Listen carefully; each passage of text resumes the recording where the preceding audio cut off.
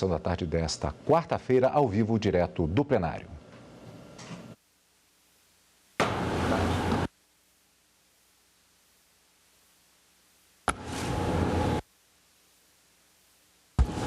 Boa tarde a todos, podemos nos sentar. Declaro aberta esta sessão ordinária do Supremo Tribunal Federal e passo a palavra à senhora secretária, que fará a leitura da ata da sessão anterior. Ata da 37ª Sessão Extraordinária do Plenário do Supremo Tribunal Federal, realizada em 25 de outubro de 2018. Presidência do senhor ministro Dias Toffoli. Presentes à sessão, os senhores ministros Celso de Mello, Marco Aurélio, Gilmar Mendes, Ricardo Lewandowski, Carmen Lúcia, Luiz Fux, Rosa Weber, Edson Fachin e Alexandre de Moraes. Ausente o senhor ministro Roberto Barroso, em razão de participação em seminário na Universidade da Colômbia. Procuradora-Geral da República, doutora Raquel Elias Ferreira Dodge. Abriu-se a sessão às 14 horas, sendo lida e aprovada a ata da sessão anterior. Pergunto se alguma anotação a ser feita. Não havendo, declaro a ata aprovada. Senhoras ministras, senhores ministros, senhora Procuradora-Geral da República, senhoras e senhores advogados, servidores, imprensa, informo que estão presentes neste plenário estudantes das seguintes instituições de ensino: Universidade da Região de Joinville, Santa Catarina, Centro Universitário Sudoeste Paulista, Avaré, São Paulo. Sejam todos bem-vindos e tenham uma excelente tarde aqui conosco. Senhor presidente, pela ordem. Com a palavra, Vossa Excelência.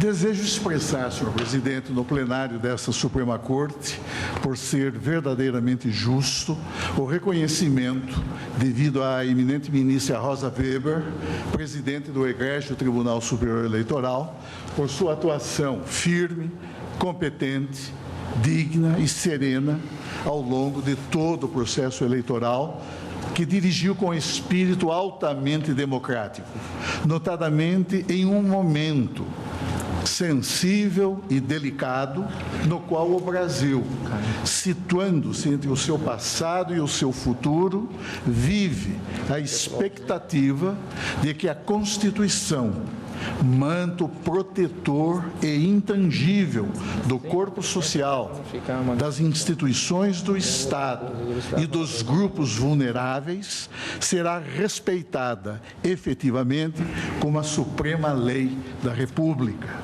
Por tal razão, senhor presidente, tenho a honra de saudar a maneira como a nossa eminente colega, ministra Rosa Weber, conduziu com alta competência às eleições gerais de 2018, pois resguardou com seriedade e independência a normalidade do pleito, ensejando desse modo tanto a legitimidade quanto o respeito efetivo à vontade soberana do povo manifestada no curso do processo eleitoral. São essas as palavras que eu gostaria de dirigir ao tribunal, senhor presidente. Ministra Rosa Weber pede a palavra. Senhor presidente, eu agradeço as generosas palavras do ministro Celso de Mello e as recebo, como ontem tive a oportunidade de dizer na primeira turma, como um reconhecimento ao trabalho competente, sério e comprometido da Justiça Eleitoral como um todo. Mais uma vez, a Justiça Eleitoral realizou eleições com a mais absoluta normalidade e transparência e, nessa medida, contribuiu e como continuará a fazer com o fortalecimento das nossas instituições e, sobretudo, com o fortalecimento da democracia no Brasil. As palavras do ministro Celso de Mello, em nome, expressam com certeza o posicionamento desta presidência e de todos os eminentes colegas. Havia também registrado no dia da proclamação do resultado, no próprio domingo, exatamente este registro a Vossa Excelência, e aqui na voz do decano é colocado para todo o país o nosso reconhecimento. Parabéns a Vossa Excelência, parabéns ao vice-presidente também Luiz Roberto Barroso, o ministro Fachin, os 3 integrantes titulares de lá, e aos nossos suplentes do Supremo Tribunal Federal, ministro Marco Aurélio, ministro Ricardo Lewandowski, ministro Alexandre de Moraes. E, como disse Vossa Excelência, a todos os juízes e servidores. Senhoras ministras, senhores ministros, comunico a todos que, como é de conhecimento público e notório, divulguei, pouco depois de assumir a presidência, a pauta até o final do ano. Mas existem casos que, em razão de disposições regimentais, exigem imediata apreciação. Temos os casos de ações com controle concentrado, em que há decisão ad referendo do plenário, que, por disposição normativa, devem ser imediatamente apreciadas pelo plenário.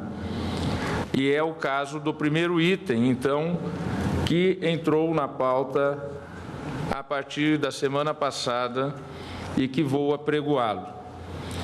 Também é o caso de 2 temas que envolvem ações penais, uma tutela provisória de urgência antecedente à revisão criminal e uma revisão criminal. Estes feitos entraram na pauta posteriormente à sua divulgação antecipada em razão das preferências regimentais. No caso da ADPF 548, medida cautelar referendo da relatoria da ministra Carmen Lúcia, trata-se de caso que, como todos sabem, é público e notório, com imensa repercussão, e é um caso sobre o qual a Corte se debruçará, como em todos os casos que o faz, com o devido e necessário denodo e aprofundamento.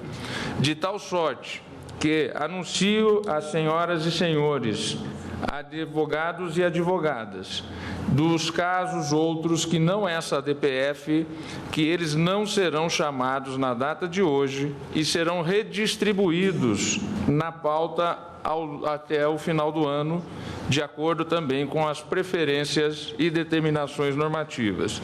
Portanto, não serão chamados hoje os itens 2º até o item 12º e nem as listas, que ficam, portanto, depois serão anunciados em quais sessões serão chamados. Ficaremos hoje apenas e tão somente no referendo à medida cautelar na arguição de descumprimento de preceito fundamental 548, que desde já apregou, da relatoria da ministra Carmen Lúcia.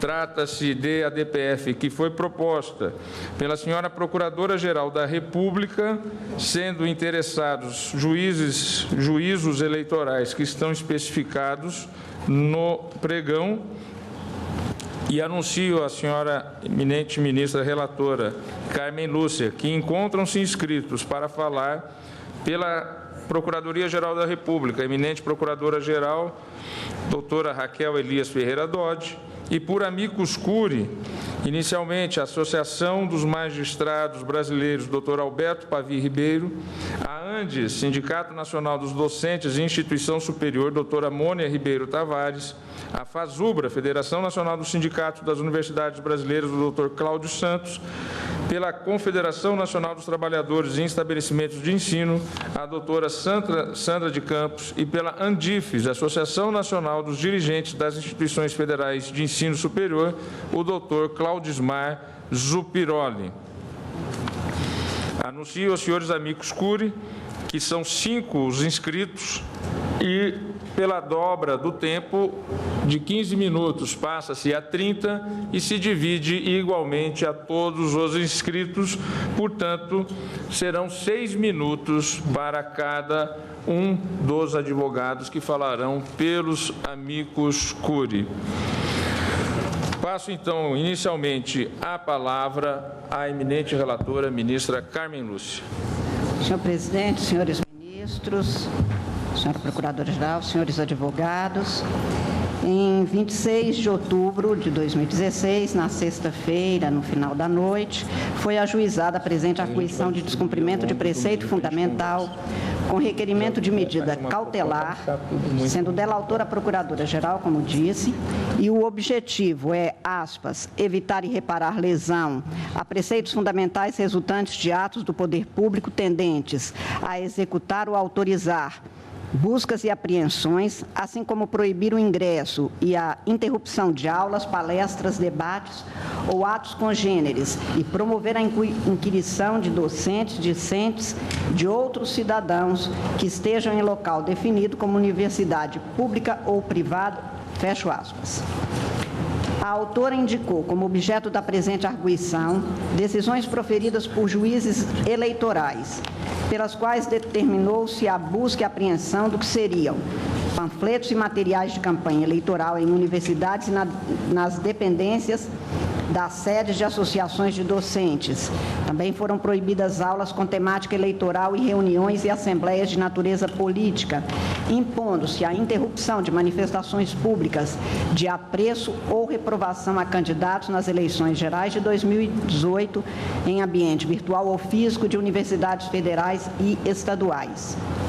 Relatou-se na peça inicial episódios de ação policial, nos quais não havia sequer comprovação do necessário e prévio respaldo de decisão judicial e ainda outras em cumprimento àquelas decisões judiciais, mas, segundo se alegou, sem fundamento válido. Abro aspas. Cite-se que na Universidade Federal de Uberlândia ocorreu retirada de faixa com propaganda eleitoral colocada do lado externo de uma das portarias do campus Santa Mônica pela Polícia Militar, não sendo possível se aferir se a determinação foi exaurada do juiz da 278ª ou 279ª Zona Eleitoral. Na Universidade Estadual do Rio, UERJ, policiais promoveram retirada de faixas em homenagem à vereadora Marielle Franco, assassinada em março, e com as inscrições Direito UERJ Antifascismo. A universidade informou que não havia mandado judicial a autorizar as referidas ações. Na Universidade do Estado da Bahia, UNEB, campus de Serrinha, foram retirados cartazes, supostamente de apoio a candidato à presidência da República, fecho aspas, entre outras que ali foram agregadas. Defendeu o autor o cabimento da presente arguição de descumprimento de preceito fundamental, apontando lesão aos direitos fundamentais à liberdade de manifestação do pensamento, de expressão da atividade intelectual, artística, científica, de comunicação e de reunião, incisos 6, 9 e 16 do artigo 5º, ao ensino pautado na liberdade de aprender, ensinar, pesquisar e divulgar o pensamento e o pluralismo de ideias, incisos 2 e 3 do artigo 206, e à autonomia didática, científica e administrativa das universidades, artigo 207, todos da Constituição da República. Realçou-se ainda fundarem-se as buscas e apreensões realizadas em universidades públicas e privadas no artigo 37 da Lei 9.504, que dispõe sobre a possibilidade de atuação em respeito a uma vedação ali inscrita de veiculação de propaganda de qualquer natureza, inclusive pichação, inscrição a tinta, exposições de placas, estandartes, faixas, cavaletes, bonecos e assemelhados. Transcrevo a íntegra desse dispositivo legal. Na peça inicial desta arguição, enfatizou-se que era véspera do segundo turno das eleições para presidente da República e de governador em algumas unidades federadas, ocorridas em 28/10/2018, revelando-se, portanto, necessária a adoção de medidas específicas para salvaguardar de modo efetivo e eficiente a observância dos preceitos fundamentais aqui afrontados. Argumentou ainda a autora fundamentar-se nos direitos e garantias individuais listados e adotou-se como precedentes, por exemplo, o julgamento da DPF número 187, relatada pelo ministro Celso de Mello, para o aproveitamento deste instrumento constitucional, para se resguardar, naquele caso, o direito de crítica, de protesto, de discordância, advindos da liberdade de expressão e da livre manifestação do pensamento.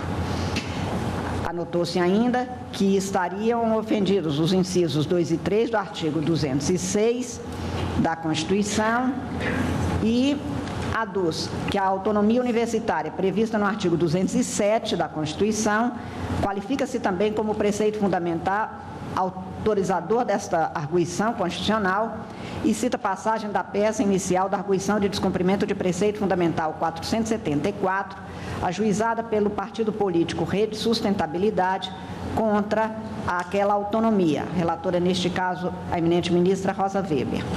Afirmou-se ainda que os atos impugnados na presente arguição contrariariam a jurisprudência deste Supremo, pautada na defesa da liberdade de manifestação do pensamento e de comunicação, e teriam exorbitado os limites de fiscalização de lisura do processo eleitoral para passar a afronta aos preceitos fundamentais mencionados.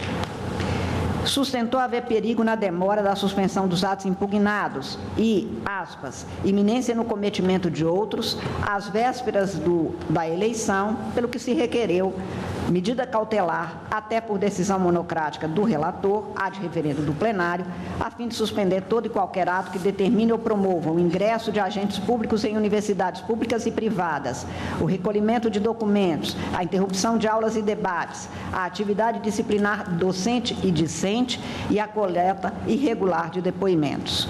E, no mérito, pediu a declaração de nulidade dos atos praticados e impugnados, tanto quanto de outros, porventura cometidos e aqui não mencionados, assim como a abstenção por quaisquer autoridades públicas a todo ato tendente a pretexto de cumprimento do artigo 24 da Lei 9.504, determinar ou promover o ingresso de agentes públicos em universidades públicas ou privadas, o recolhimento de documentos, interrupção de aulas e debates, atividade disciplinar docente e discente e a coleta irregular de depoimentos. Distribuídos, os autos eletrônicos vieram em conclusão às 22 horas e 38 minutos daquele dia 26 de outubro. Concluí haver urgência qualificada na questão posta e submetida agora a exame, porque os autos que vinham sendo praticados e que eram questionados estendiam-se no curso do período que antecedeu o ajuizamento da presente arguição. Esses dias antecediam também a realização do segundo turno das eleições. Se continuassem sem decisão judicial sobre a matéria, poderiam ensejar novas práticas e, direto ou indiretamente, poderiam comprometer a dinâmica política específica das eleições e, principalmente, o atendimento à obediência estrita aos princípios e preceitos constitucionais. Esta comprovação levou-me a excepcionalmente decidir sobre o requerimento cautelar pleiteado, determinando a ciência imediata da medida adotada aos senhores ministros, com o imediato envio de cópia da decisão e a disponibilização da decisão para sua submissão a referendo deste plenário. Naquela mesma data, em que exarei a decisão, sábado, portanto, 27 de outubro, foi-me informado o atendimento pelo senhor presidente do pedido formulado no sentido de trazer a referendo a decisão, o que ocorre neste momento, e faço constar, senhor presidente, que devo um agradecimento a Vossa Excelência por ter atendido o pleito que formulei, até para a tranquilidade de ser referendado ou não, mas se ter uma decisão.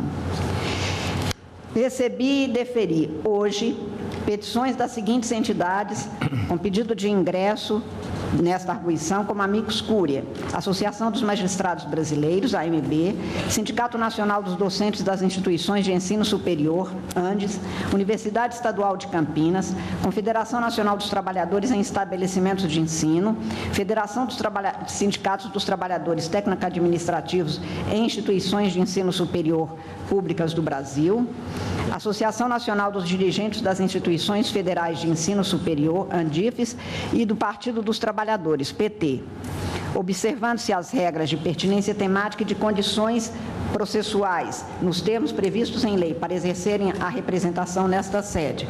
Portanto, deferi exatamente após o exame formulado. E este é o relatório, senhor presidente. Agradeço a eminente ministra, a relatora ministra Carmen Lúcia. Antes de passar a palavra à Procuradora-Geral da República, que falará pela Procuradoria-Geral da República requerente da arguição, comunico que, em razão de deveres que me surgem na presidência. Eu vou passar a presidência da sessão neste momento ao ministro Celso de Mello, nosso decano, na ausência justificada do vice-presidente ministro Luiz Fux. E desde logo parabenizando o eminente ministro Celso de Mello, que amanhã completará 73 anos de vida. Parabéns.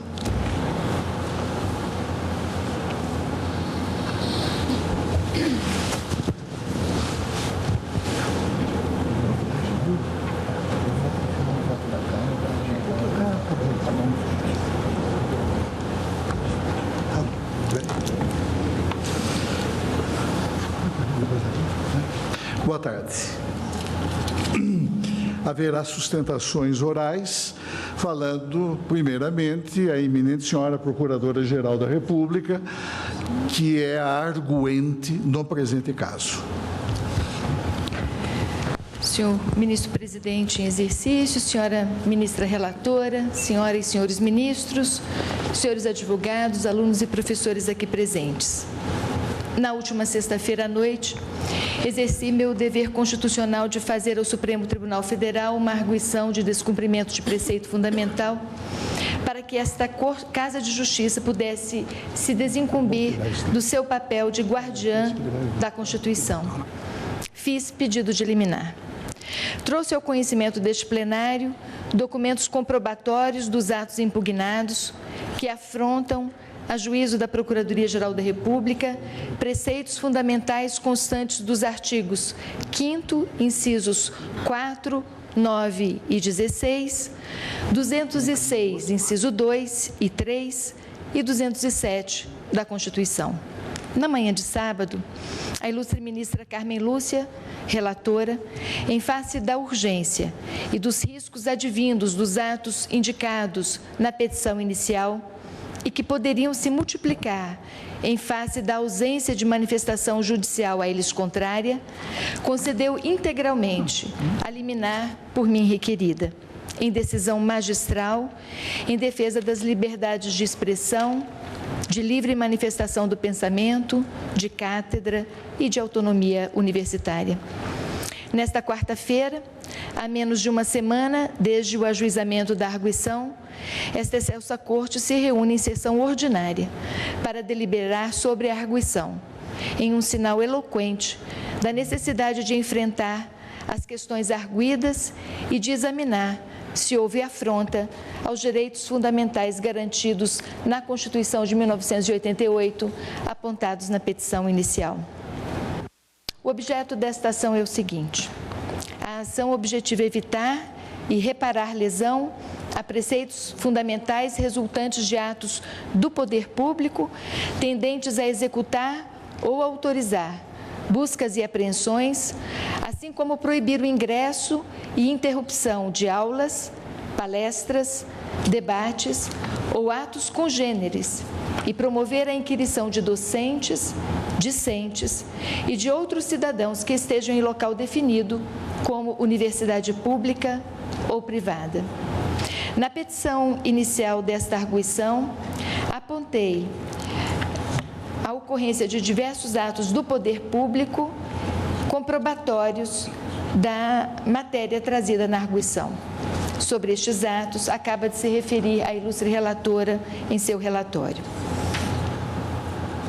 A arguição de descumprimento de preceito fundamental é cabível nessa hipótese porque ela tem por objeto evitar ou reparar a lesão a preceito fundamental resultante de ato comissivo ou omissivo do poder público quando não houver outro meio apto a saná-la, conforme diz o princípio da subsidiariedade.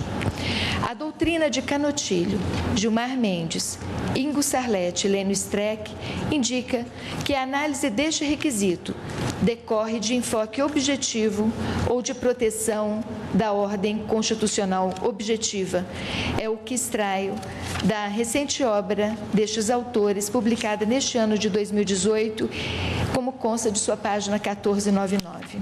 Dizem eles: em outros termos, o princípio da subsidiariedade, inexistência de outro meio eficaz de sanar a lesão, contido no artigo 4º, parágrafo 1º da Lei 9.882, de ser compreendido no contexto da ordem constitucional global. Neste sentido, se considera o caráter enfaticamente objetivo do Instituto, meio eficaz de sanar a lesão, parecer ser aquele apto a resolver a controvérsia constitucional relevante de forma ampla, geral e imediata. Assim, dizem eles, a Lei 9.882 exige, como condição de possibilidade da ADPF, o esgotamento de todos os meios para o saneamento do ato lesivo. Conforme posição firmada pelo Supremo na ADPF número 33, os meios a serem esgotados para que se admita a ADPF são aqueles do controle concentrado. A existência de processos ordinários e recursos extraordinários não deve excluir a priori a utilização da arguição de descumprimento de preceito fundamental em virtude da feição marcadamente objetiva desta ação. Continuo eu.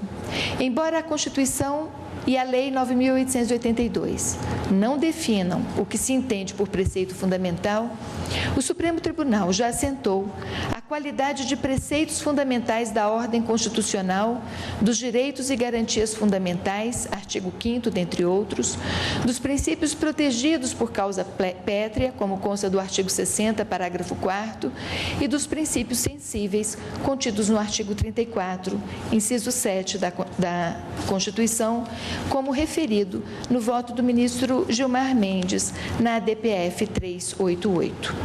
Nesta ADPF, aponta-se lesão aos direitos fundamentais da liberdade de manifestação do pensamento, de expressão da atividade intelectual, artística, científica e de comunicação e de reunião, contidos no artigo 5º, incisos 4, 9 e 16, ao ensino pautado na liberdade de aprender, ensinar, pesquisar e divulgar o pensamento e o pluralismo de ideias, contido no artigo 206, incisos 2 e 3, e a autonomia didático-científica e administrativa das universidades, contido no artigo 207, previstos na Constituição. Há de se ressaltar que a esse pretexto, o quanto determina o artigo 37 da Lei 9.507, ocasionaram ou efetivaram diretamente buscas e apreensões em universidades públicas e privadas. A presidente do Tribunal Superior Eleitoral, a propósito, disse que a legislação eleitoral veda a realização de propaganda em universidades públicas e privadas, mas a vedação dirigir-se-á à propaganda eleitoral e não alcança, por certo, a liberdade de manifestação e de expressão, preceitos tão caros à democracia, assegurados pela Constituição Cidadã de 1988. Segue ela dizendo que a atuação do poder de polícia, que compete única e exclusivamente à Justiça Eleitoral, há de se fazer com respeito aos princípios regentes do Estado democrático de direito. Também o ministro Dias Toffoli, presidente desta Corte, manifestou-se nesse sentido, dizendo: o Supremo Tribunal Federal, como guardião da Constituição, sempre defendeu a autonomia e a independência das universidades brasileiras, bem como o livre exercício do pensar, da expressão e da manifestação pacífica. Essa liberdade é o pilar sobre o qual se apoia a própria noção do Estado democrático de direito. No julgamento da ADPF 130, o tribunal reafirmou que a lei fundamental do Brasil veicula o mais democrático e civilizado regime da livre e plena circulação de ideias e opiniões. Por isso é que, às vésperas do segundo turno para as eleições para a presidência da República, assim como para chefes do Poder Executivo de vários estados da Federação, revelando ser ineficaz a adoção de medidas específicas com o intuito de se salvaguardar de modo efetivo e eficiente a observância dos preceitos fundamentais aqui afrontados, é que entendi cabível o ajuizamento desta arguição por ofensa a preceito fundamental. Na petição inicial, ressaltei ainda Embora não tenha o Supremo Tribunal Federal manifestado-se a priori sobre os preceitos constantes na Constituição, que ensejam o processo e o julgamento da arguição de descumprimento, certo é que esta Corte já reconheceu que os direitos e garantias individuais que compõem o rol do artigo 5º são qualificados para tal fim. Também lembrei que na DPF 187, esta Corte reconheceu ser preceito fundamental os direitos de crítica, de protesto e de discordância decorrentes da livre manifestação do pensamento, assim como da liberdade de expressão. O artigo 206, incisos 2 e 3 da Constituição, por seu turno, revestem-se igualmente desta qualidade, na medida que consagram os princípios orientadores da educação, direito social fundamental, assegurado a todos os cidadãos. Com efeito, os princípios constantes do rol do artigo 206 visam a garantir que o ensino não se revista apenas do caráter informativo, mas, sobretudo, da formação de ideias à luz dos princípios base que emanam da Constituição e irradiam por todo o ordenamento. Entre eles, a liberdade de aprender, ensinar, pesquisar e divulgar o pensamento, a arte e o saber, assim como o respeito ao pluralismo de ideias e ao debate.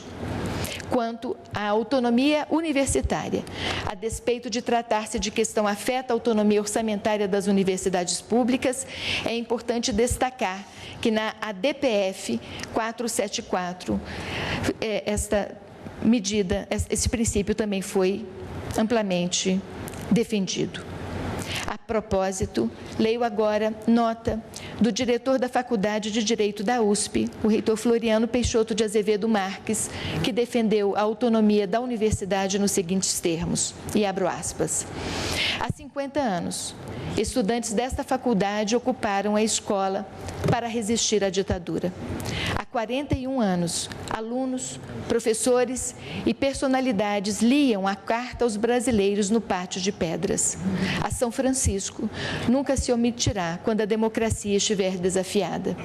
As diferentes opções ideológicas, econômicas, políticas, de gênero, religião ou eleitorais devem ser respeitadas. Muitas visões de mundo são possíveis. Mas na democracia, continua o reitor, há valores e princípios que são inegociáveis.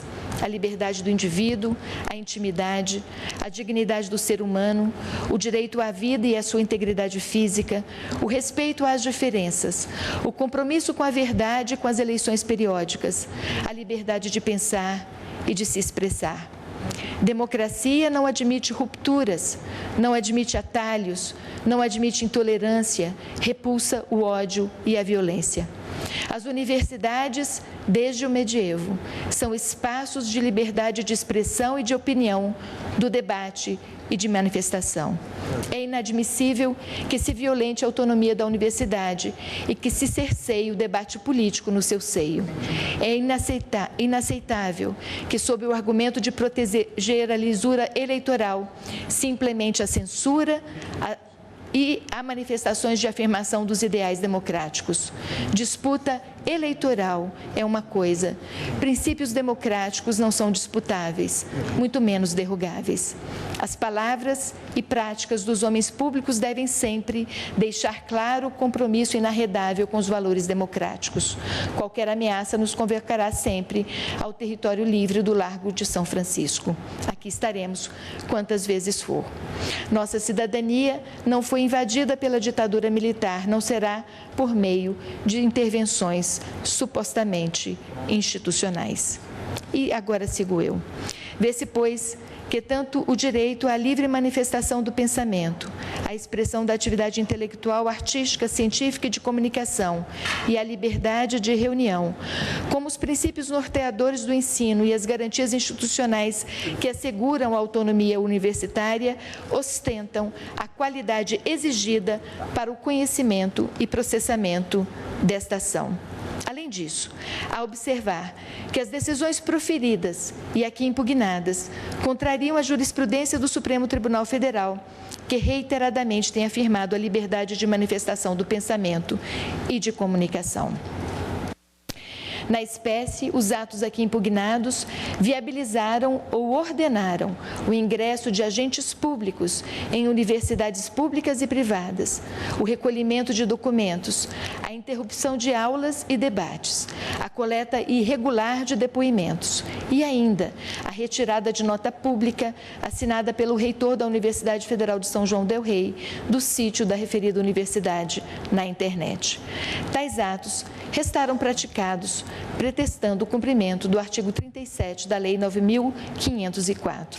Os atos, contudo, aí também abrangidas as decisões judiciais que os autorizaram, abstraíram desenganadamente os limites de fiscalização de lisura do processo eleitoral e afrontaram os princípios fundamentais já mencionados por abstraí-los, donde a necessidade desta propositura desta ação para desautorizar os atos já praticados e prevenir a expedição ou execução de outros semelhantes.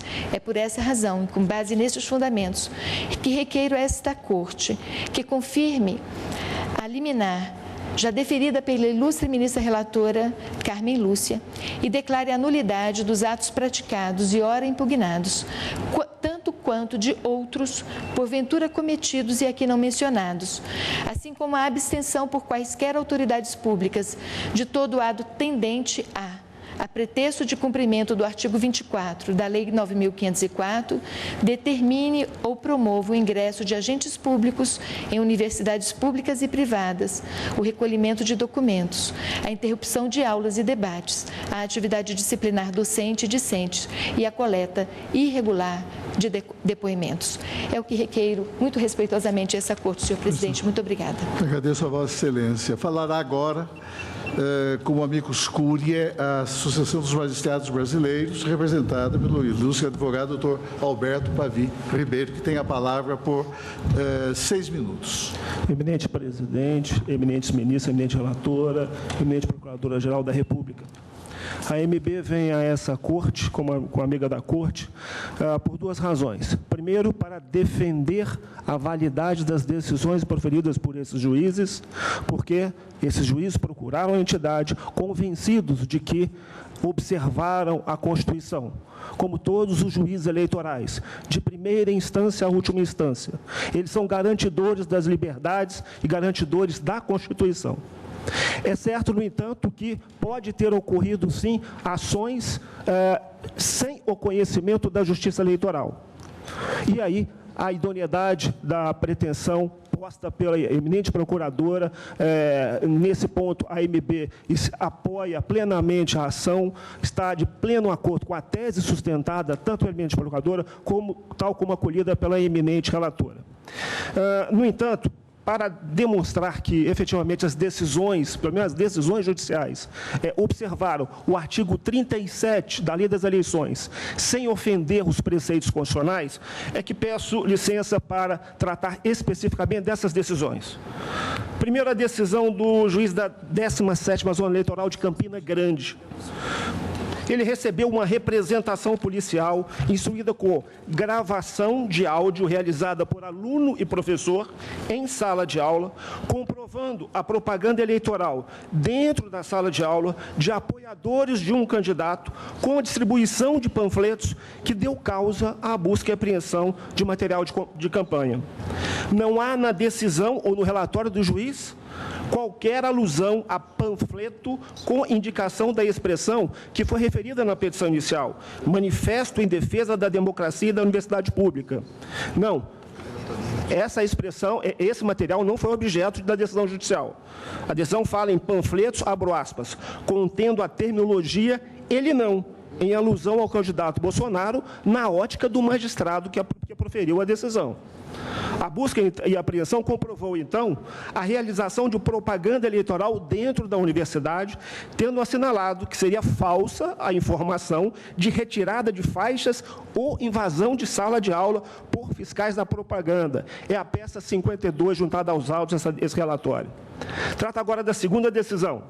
A juíza da 199ª Zona Eleitoral do Rio de Janeiro determinou a busca e apreensão de material da campanha eleitoral na Universidade Estadual, que, de acordo com a Procuradoria-Geral da República, teria inscrição Direito, UERJ, Antifascismo. mas a juíza assinalou na sua decisão que a faixa tinha outra inscrição, direito UERJ antifascista. Assinalou ainda a existência de 12 denúncias de propaganda eleitoral vedada, confessada pelo reitor, que se reportou ao juízo eleitoral. E teve a juíza presente o seguinte relato da equipe de fiscalização, afirmando a existência de, abro aspas, material de propaganda eleitoral negativa ter sido encontrado dentro do edifício da Faculdade de Direito, sobretudo do panfleto timbrado da universidade, que associava explicitamente o candidato Jair Bolsonaro ao fascismo.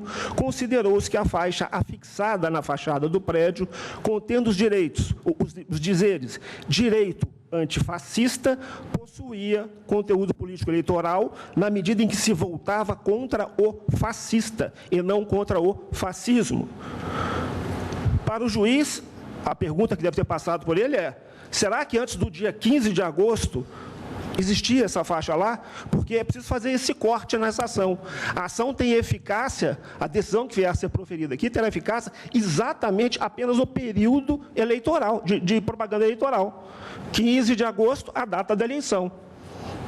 Importa, então, nesse caso, como em outros, que não estava a juíza eleitoral diante de uma aula, palestra, debate ou congênere, para que pudesse sopesar a aplicação ou não do artigo 37 em face dos preceitos constitucionais. É a peça 53. Trato agora da terceira decisão. O juiz da 18ª Zona Eleitoral do Mato Grosso do Sul determinou, aí sim, a não realização de uma aula pública que seria realizada no dia 25 de outubro na Universidade de Dourados, porque, aí data vênia, ao contrário do que é afirmado pela PGR, o título da aula não era apenas esmagar o fascismo, mas sim esmagar o fascismo, o perigo do candidato Bolsonaro. É o que consta da decisão. Entendeu, então, o juiz que isso era propaganda eleitoral negativa de um candidato realizada dentro da universidade. Ora, fora do período eleitoral, não haveria problema algum com a realização de uma aula pública, mas se assemelharia a uma assembleia, um comício, que tratasse não apenas do fascismo, como até mesmo de um governante. Agora, no período de propaganda eleitoral, no entanto, uma aula pública, destinada a falar do perigo da candidatura de fulano ou beltrano, configura propaganda eleitoral vedada pela legislação, porque acarreta desequilíbrio de oportunidade entre os candidatos no espaço da universidade. Trato agora da quarta decisão. O juiz da 30ª Zona Eleitoral de Minas Gerais determinou a retirada do site da Universidade de São João del Rei de nota da reitoria, ressaltando que ela fazia referência apenas a um dos candidatos, razão pela qual tinha, abro aspas, inegável caráter de propaganda negativa subliminar. Bem, ainda apresentava conteúdo depreciativo e com pedido implícito de não voto ao candidato. Nesse caso, não estava o juiz eleitoral diante, repito, de uma aula, palestra, debate ou congênere, conforme indicado pela PGR na inicial, para que pudesse, mais uma vez, sopesar da aplicação ou não do artigo 37. Não, tratava-se de uma nota pública da reitoria, conclamando alunos e professores a realizar, na ótica do juiz, o não voto em um determinado candidato, negando, abro aspas, igualdade de oportunidades entre os candidatos, já que os demais concorrentes não terão acesso ao mesmo mecanismo de publicidade para denegrir a imagem de seu adversário. Doutor, é a peça 55 dos autos. Doutor Pavim, o tempo de Vossa Excelência já se esgotou. Se Vossa Excelência pudesse, então, concluir. Perfeito. Teria ainda para falar apenas a questão da decisão do Rio Grande do Sul, que se apoiou já em um acordo também proferido por aquela corte no primeiro turno, e os inúmeros precedentes da Justiça Eleitoral mencionados nos memoriais entregados na peça, no sentido que os juízes apenas adotaram a jurisprudência. Então, nesse ponto, a MP requer, basicamente, o referendo da liminar, porém, porém sem a glosa dessas decisões judiciais. Muito obrigado. Agradeço a Vossa Excelência. Falará pelo Sindicato Nacional dos Docentes das Instituições de Ensino Superior, antes, a ilustre advogada doutora Mônia Ribeiro Tavares, que tem a palavra. Obrigada, Excelência. Excelentíssimo senhor ministro-presidente, excelentíssima ministra relatora, excelentíssimos ministros e ministras que compõem essa sessão plenária, e ilustre Procuradora-Geral da República.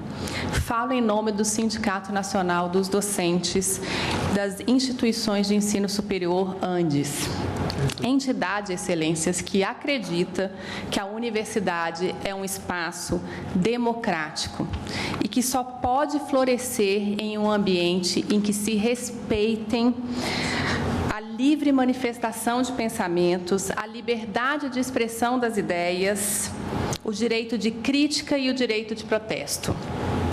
Garantias essenciais para que a comunidade universitária possa exercer em plenitude o seu papel na educação do nosso país. O direito fundamental à educação, liberdade de ensinar, liberdade de aprender, de pesquisar e de divulgar o pensamento com pluralismo das ideias e de concepções pedagógicas são partes de um todo necessário para a compreensão do que estamos discutindo aqui hoje, para a compreensão do sentido da expressão de liberdade de cátedra. O conceito, portanto, de cátedra não se faz isolado da definição constitucional do direito à educação. E o direito à educação está previsto no artigo 6º da Constituição Federal de 88, no rol dos direitos sociais como direito fundamental. O artigo 206 da Constituição Federal proclama como premissas essenciais da educação em nosso país a liberdade de ensinar, a liberdade de aprender e de divulgar o pensamento, a arte e o saber, o pluralismo de ideias e concepções pedagógicas. O artigo 207, por sua vez, preconiza que as universidades gozam de autonomia didático-científica. Já o artigo 220, parágrafo 2º da Constituição Federal, proclama ser vedada toda e qualquer censura de natureza política ou ideológica. A Lei de Diretrizes Básicas da Educação Nacional endossa as disposições constitucionais aqui elencadas e vai além, acrescenta o apreço à tolerância. A Constituição Federal, portanto, excelências, explicita a liberdade de ensinar, a liberdade de aprender, garantindo a livre difusão de ideias e a autonomia didático-científica, permitindo que professores e alunos expressem suas próprias convicções sem que haja qualquer tipo de censura. Note-se que o legislador constituinte enunciou conjuntamente as liberdades de aprender e a liberdade de ensinar, no intuito de garantir a liberdade dos agentes do processo da educação, professores e alunos. E isso acontece justamente para permitir o pleno desenvolvimento da pessoa, para permitir seu preparo para o exercício da cidadania e para permitir a sua qualificação profissional. Assim, a plenitude do exercício docente tem como objetivo concretizar a educação enquanto direito fundamental voltado à capacitação humana num ambiente institucional democrático. A liberdade constitucional de ensinar se aproxima, portanto, da liberdade de pensamento, da liberdade de expressão, da liberdade de informação jornalística e da liberdade de associação, dentre outras, todas garantidas pela nossa Constituição Federal e preservadas de quaisquer ingerências ou diminuições pelo Estado. Ingo Salete deduz em sua obra que a liberdade de expressão e manifestação do pensamento encontra um dos seus principais fundamentos e objetivos na dignidade da pessoa humana, naquilo que diz respeito à autonomia e ao livre desenvolvimento da personalidade do indivíduo. Aduz ainda que ela também guarda relação numa dimensão social e política, com as condições e garantias da democracia e do pluralismo político. E é nesse sentido, excelências, que cumpre evocar o disposto no precedente do julgamento da DPF 187 por esse excelso Supremo Tribunal Federal. A liberdade de expressão é um dos mais preciosos privilégios do cidadão em uma república fundada em bases democráticas. O direito à livre manifestação do pensamento, núcleo de que se irradiam os direitos de crítica, de protesto, de discordância e de livre circulações de ideias. Discussão que deve ser realizada de forma racional, com respeito entre os interlocutores e sem possibilidade legítima de repressão estatal, ainda que as ideias propostas possam ser consideradas pela maioria estranhas, insuportáveis, extravagantes, audaciosas ou inaceitáveis. Disso resulta que a liberdade de cátedra é uma espécie do gênero da liberdade de expressão de pensamento, preconizado no artigo 5º, inciso 9 da Constituição Federal, segundo o qual toda pessoa é livre para expressar-se intelectualmente e também nas dimensões artísticas, científicas e culturais, independentemente de censura ou de licença. Assim, excelências, a única restrição do direito fundamental à educação e do direito fundamental à liberdade de expressão, a única restrição que esses direitos podem sofrer é a que advém da própria Constituição Federal, para resguardar outros direitos fundamentais por ela previstos, como a proibição de quaisquer formas de racismo ou de incitação ao ódio. O tempo de Vossa Excelência já está encerrado. Se puder concluir. Concluir, Excelência. Obrigada. Diante do aqui exposto, Excelências, a Associação Nacional dos Docentes das Instituições de Ensino Superior, ANDES, roga pela nulidade dos atos praticados, assim como pela abstenção de quaisquer atos de autoridades públicas com a intenção de promover o ingresso nas universidades públicas, para o recolhimento de documentos, interrupções de aulas, debates ou atos congêneres. Pois acredita, Excelências, firmemente que a crítica e a autocrítica são essenciais para que a universidade exerça seu papel de educar. As ameaças de controle e de patrulhamento destroem a universidade e enfraquecem a nossa democracia. Obrigada, Excelência. Pois não, obrigado, Vossa Excelência. Falará agora, na condição de amicus curiae, a FASUBRA, Sindical, Federação de Sindicatos de Trabalhadores Técnico-Administrativos em Instituições de Ensino Superior Públicas do Brasil. Com a palavra, o eminente advogado, Dr. Cláudio Santos. Obrigado. Excelentíssimo senhor ministro decano, que preside essa sessão, excelentíssima senhora ministra relatora, excelentíssima ministra Rosa Weber, senhores ministros, eminente procuradora-geral da República, eminentes colegas que me antecederam, senhores servidores, advogados aqui presentes, falo em nome da FASUBRA Sindical, excelências, e integrante da comunidade acadêmica, os servidores técnico-administrativos ficaram com medo, tiveram receio. Os dias finais da semana passada, em que esses atos foram praticados, causou medo à comunidade acadêmica.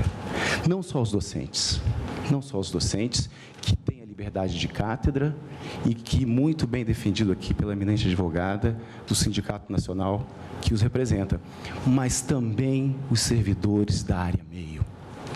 Porque os atos praticados, ainda que com o respaldo de decisões judiciais, foram além daquilo que prevê a legislação, foram além daquilo que a Constituição assegura aos cidadãos, às cidadãs e a todos os trabalhadores e aqueles que frequentam o ambiente universitário, que, diga-se de passagem, precede ao Estado moderno. A Universidade de Bolonha é do século XI, a Universidade de Oxford é do século XI. Este ambiente rico em debates, rico em contraditório, em ideias divergentes, foi, e no caso específico de entidades sindicais, que fizeram reunião, que faziam assembleias, que manifestavam livremente o seu pensamento, as suas ideias, às vezes contrário a determinadas posições políticas. Essa é a função da universidade, é esse locus, é esse ambiente propício ao debate. E, felizmente, a excelentíssima senhora Procuradora-Geral da República, depois que nós, advogados e entidades, consultados quais as medidas que poderemos adotar para que nós continuemos a praticar a nossa liberdade, o nosso direito de manifestação, o nosso direito de reunião. E, felizmente, adveio a DPF, que estamos julgando agora, e a liminar de Sua Excelência, e a ministra Rosa Weber, um registro pela firmeza que conduziu as eleições. Vossa Excelência é egressa da Justiça do Trabalho, da conciliação, do diálogo, soube muito bem conduzir esse processo eleitoral. Fica aqui o registro dos nossos agradecimentos, mas que fomos tomados por uma avalanche de fatos, de notícias falsas. Esse processo eleitoral vai ficar na história, é um case para que a gente possa estudar o que aconteceu durante esse período e vitimou as universidades. A eminente Procuradora-Geral trouxe esses princípios fundamentais violados que aqui se debate, que se pede a confirmação dessa liminar: direito de manifestação, direito de reunião, e nós trouxemos em nossa peça de amicus curiae a liberdade sindical, o direito de reunião também de entidade sindical, que tem o seu locus na universidade e que também foi afetado. Já foi referido aqui a DPF 187, conhecida como a Marcha da Maconha, e a relatoria do eminente ministro Celso de Mello, que traz, exceto seus votos, no que diz respeito à liberdade de manifestação, posições que divergem, ainda que radicalmente, das concepções predominantes. Se não se assegurar isso, continua Vossa Excelência, ministro Celso, sob pena de comprometimento da concepção material de democracia constitucional. É isso que está discutido aqui, senhores ministros, senhoras ministras, eminente procuradora, eminentes colegas, a respeito desse direito fundamental. E com todas as vênias ao doutor Pavy, eminente advogado, que conversamos um pouco antes, a dificuldade do brilhantismo de sua peça, mas mesmo o artigo 37 da Lei 9.504 e mesmo a resolução do TSE 23.551, quando fala de propaganda, e isso falávamos para os nossos constituintes, não nos parece que o que está acontecendo nas universidades viola esse dispositivo. Porque quando vamos ao inciso 4 do artigo 77 da resolução, diz: uso promocional em favor de candidato de partido político ou de coligação. Propaganda para candidato. O que se discutia era o que aconteceria com o resultado das eleições de duas propostas que foram submetidas ao sufrágio, aos eleitores, perdão. É isso que se discutiu. Portanto, esse preceito fundamental nos parece que foi violado a despeito de que tenhamos a previsão legal. E também, senhores ministros, senhoras ministras, do direito de reunião, e aqui trago um excerto da DIN 1969, da relatoria do eminente ministro Lewandowski, aspas: a liberdade de reunião de associação para fins lícitos constitui uma das mais importantes conquistas da civilização. E, sobretudo, e aí trazemos esse aspecto do direito sindical, da autonomia sindical previsto no artigo 8º, que, de uma certa forma, que se associa ao direito de reunião, também foi violada pelas decisões e por atos sem o respaldo do Poder Judiciário. Já terminando meu tempo, falo apenas da autonomia universitária, uma obra da precursora dessa autonomia universitária, da doutora Anita Lapa Borges Sampaio, foi a primeira que escreveu em dissertação de mestrado sobre isso, essa proteção ius fundamental, é o termo que ela usa para a autonomia universitária. E, enfim, por conta, já se encerra meu tempo, não vai precisar chamar minha atenção, ministro, nos parece que sim, que é o caso de descumprimento de preceitos fundamentais, seja o direito de manifestação, seja em relação ao direito de reunião, seja em relação à liberdade sindical de reunião, o exercício dessa liberdade sindical e, portanto, a fazubra sindical que representa os servidores técnico-administrativos, ainda que uma atividade meio mais essencial para o funcionamento da universidade e para a concretização da autonomia universitária, requer a manutenção da liminar em todos os seus termos e, posteriormente, a procedência da DPF. Muito obrigado, senhores ministros, senhoras ministras. Eu agradeço a Vossa Excelência. Falará agora pela Confederação Nacional dos Trabalhadores em Estabelecimentos de Ensino, a ilustre advogada, doutora Sandra Campos, que tem a palavra. Boa tarde a todos e todas. Vossas Excelências, ministros e ministras, advogados e advogadas, servidores dessa casa, professores, alunos aqui presentes. Só retificando, Excelência, meu nome é Sara Campos. Sara Campos. A letra preenchida ficou meio ruim. Perdoe-me, então, doutora Sara Campos. Sem problemas.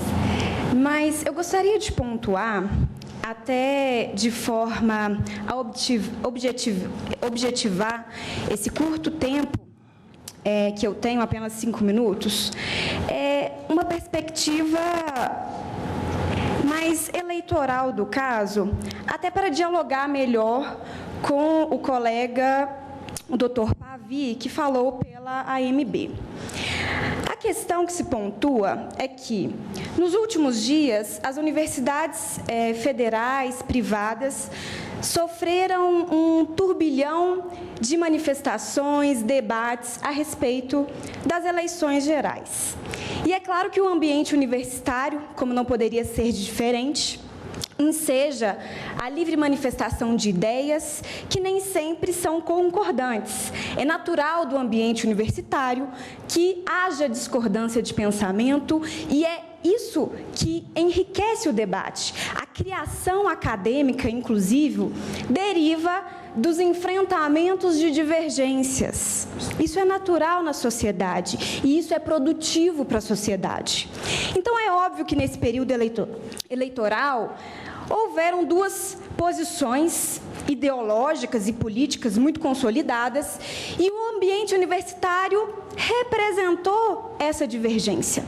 Então, nós que somos advogados de sindicatos de professores, vivemos dias tormentosos e medonhos e que precisamos da união, inclusive de todos os setores da universidade, alunos, servidores, inclusive a reitoria também, para conseguir enfrentar esse momento de divergências ideológicas de forma produtiva, de forma criativa, de forma benéfica para a sociedade brasileira.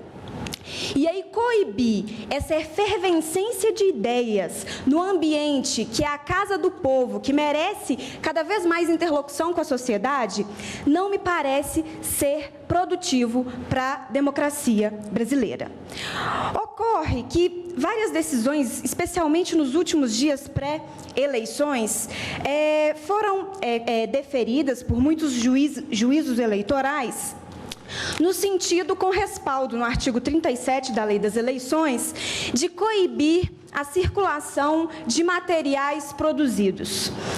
O fato é que a maioria dos sindicatos, especialmente de professores, tiveram específico cuidado de não veicular apoio a determinado candidato, mas a discutir ideias e projetos.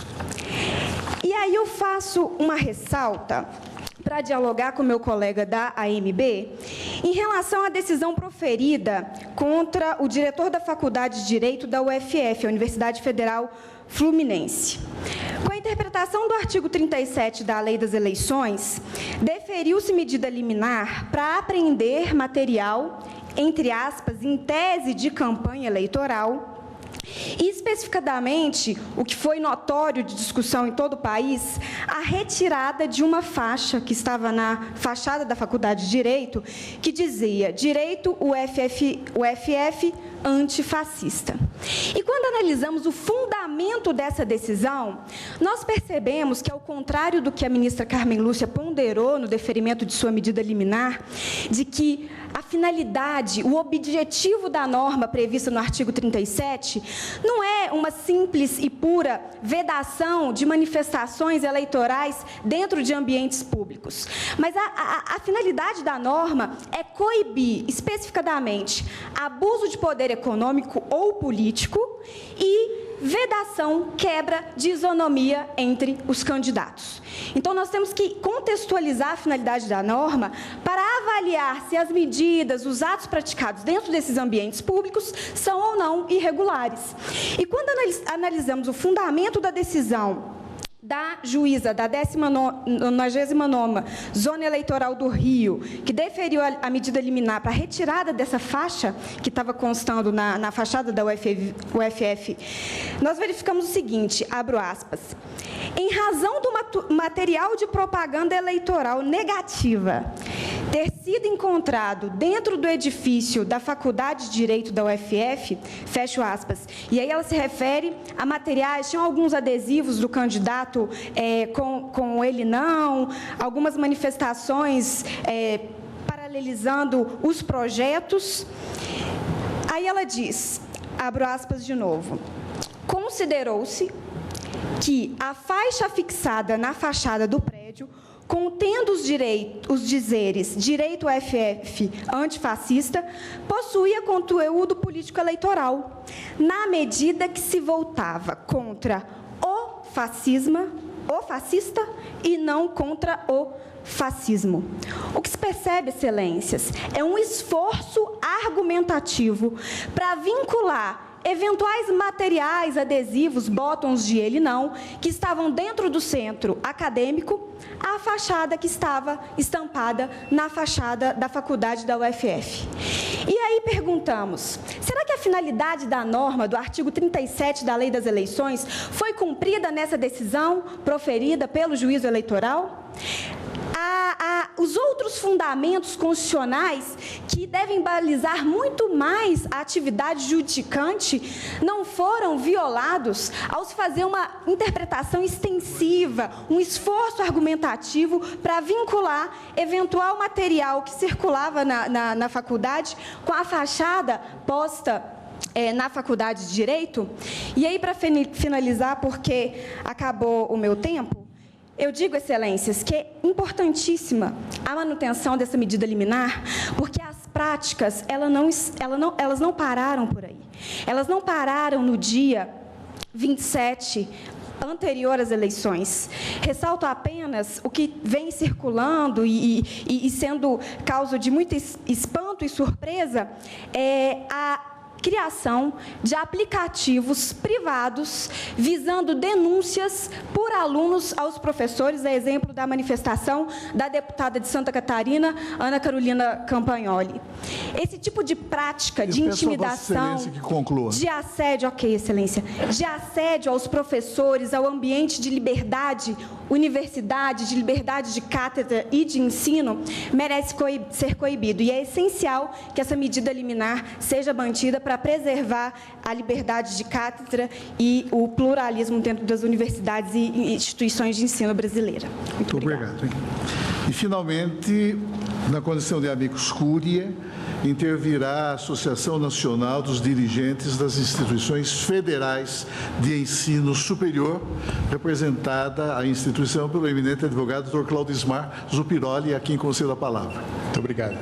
Excelentíssimo senhor presidente, excelentíssima senhora relatora, senhores ministros, eminente procuradora-geral e, presidente, me permite uma indiscrição para cumprimentar o ministro Fachin, que foi meu primeiro professor de Direito Civil nos idos de 1983, de quem guardo a primeira imagem de professor universitário naquela Faculdade de Direito da Universidade Católica do Paraná.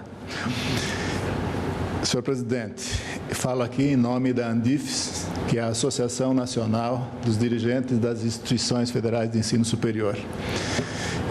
Evidentemente que a ANDIFES não pediu o ingresso nesta ação para outra finalidade, senão a defesa das instituições que ela representa e que seus reitores dirigem. Em primeiro lugar, quer saudar e enaltecer a iniciativa da Procuradoria-Geral da República de atempadamente ter tomado essa iniciativa e que tão bem fez ao ambiente universitário. Em segundo lugar, também enaltecer a pronta resposta da ministra relatora, que sinalizou para a população brasileira, para o país, que há Constituição em vigor, que há princípios a serem defendidos e que tempos sombrios que vivemos não devem se repetir. Creio que o conteúdo das falas anteriores é suficiente nessa fase para efeito de pleitear a manutenção integralmente da liminar concedida, seja suficiente o que já foi dito e que no curso da instrução processual a Andifes poderá oferecer à Corte outros elementos que eventualmente possam acrescer ao que já foi dito aqui. Mas nesse momento, enquanto entidade de defesa das direções das universidades, tem ela a seguinte preocupação, muito menos jurídica e mais de ordem conjuntural, de ordem de defesa da democracia, de ordem de defesa da Constituição. É evidente que a universidade, é lugar comum dizer que é o templo do saber. É lugar comum dizer que é o espaço sagrado da produção do livre pensamento. É lugar comum dizer que é a arena de defesa desse mesmo livre pensamento, que é a trincheira dessa defesa. E que, no contexto da autonomia consagrada pela Constituição, que é um atributo da universidade, mas um instrumento de defesa da sociedade, que esses espaços devam merecer a proteção, que, de certa medida, está estampada na liminar que, ora, pleiteia a Andifes que seja mantida e seja referendada. E, nesse contexto, provavelmente comungamos todos nós de que vivemos nos últimos 60 dias estranhos. E há promessas explicitadas, sem nenhuma cerimônia, de que esses dias, ou ameaça de que esses dias podem se repetir. E, evidentemente, que, assim como foi em outros momentos históricos, o Supremo Tribunal Federal certamente será a esperança da nação, para que isso não volte a acontecer. E é simbólico até que na primeira sessão após as eleições o tribunal paute exatamente esse tema, porque certamente marcará como símbolo, como o freio ou como sinalização de que o que já vivemos ninguém quer que se repita, não é? E como certamente não tenho capacidade de acrescer ao que foi dito, eu pediria a Vossas Excelências a autorização para me referir não ao direito, mas à poesia. Acho que o tribunal, nesse momento, está diante daquela cena relatada ou conformada na célebre, profética poesia de Eduardo Alves da Costa, quando escreveu No Caminho com Mayakovsky.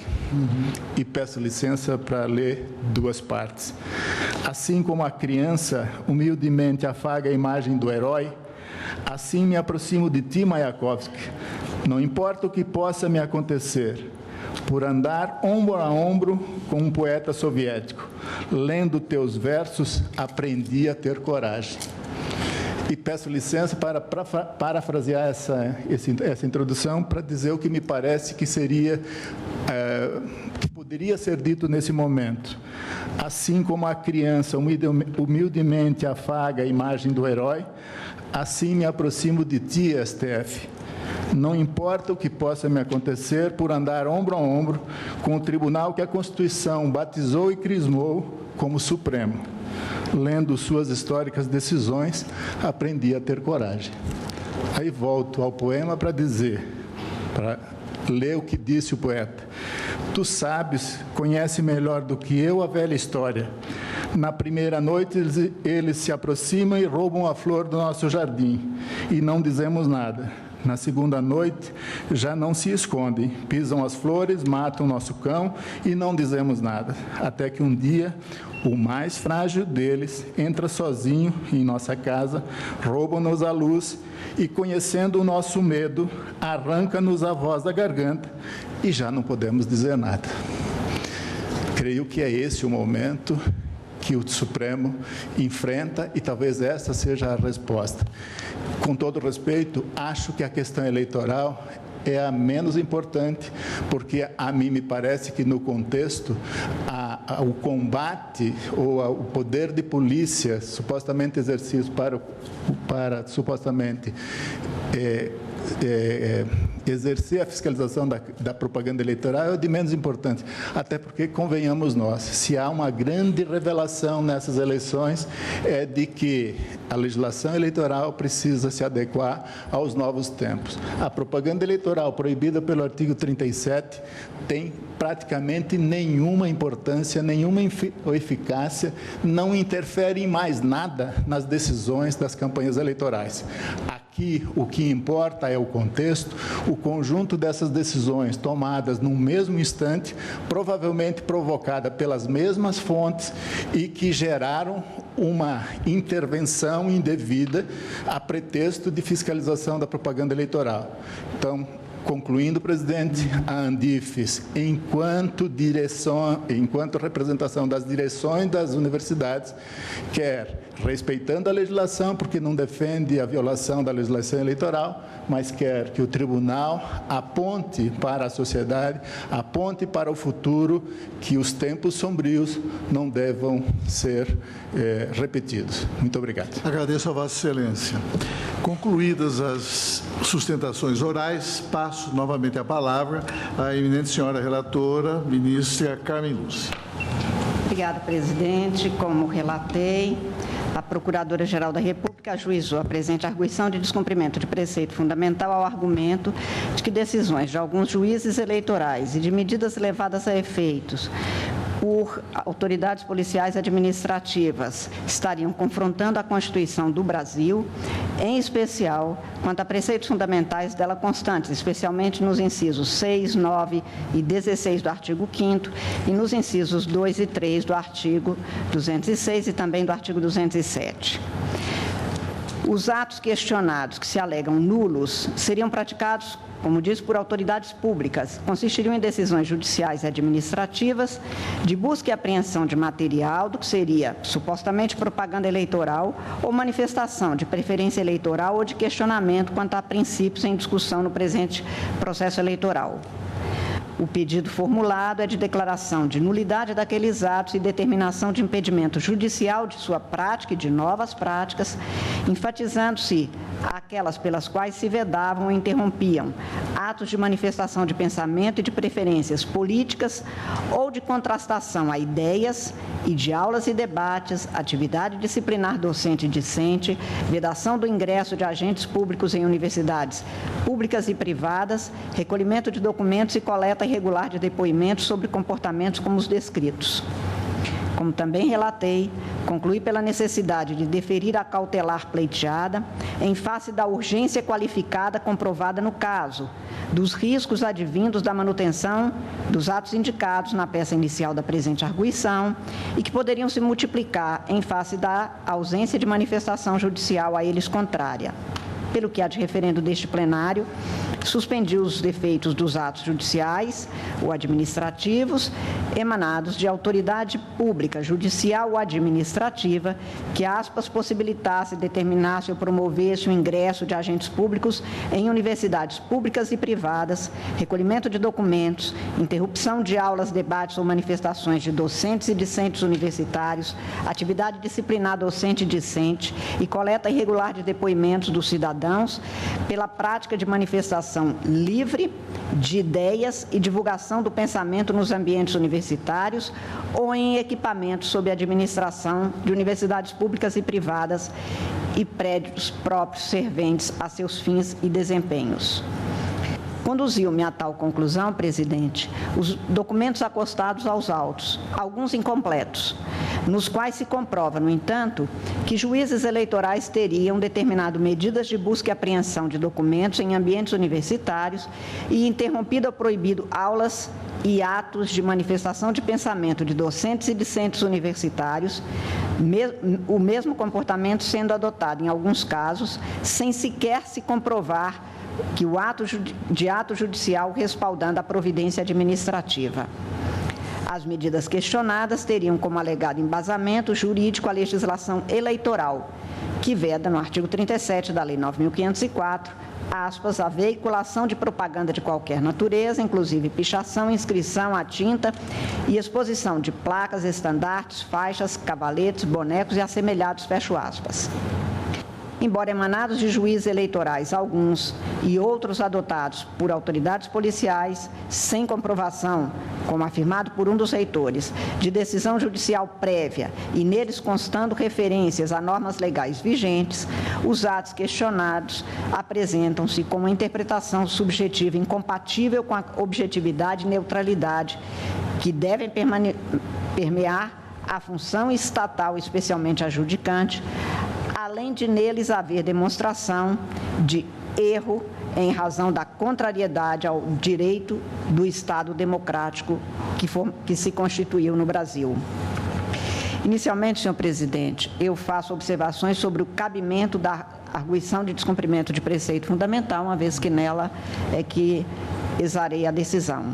A legislação vigente e a jurisprudência consolidada sobre o item referente ao cabimento do Instituto, no caso em apreço, e para os fins buscados, demonstram a pertinência de sua utilização pela Procuradora-Geral da República. O artigo 1º da Lei 9.882 estabelece expressamente o objetivo dessa arguição, que é de evitar ou reparar lesão a preceito fundamental resultante de ato do poder público. Cito o ensinamento, por exemplo, do professor José Afonso da Silva, pelo qual preceito fundamental não é sinônimo de princípios fundamentais, sendo mais ampla, abrangendo este e todas as prescrições que dão o sentido básico do regime constitucional. Afirma o professor José Afonso, em alguns casos, ele serve para impugnar decisões judiciais, e aí sua natureza de meio de impugnação é patente.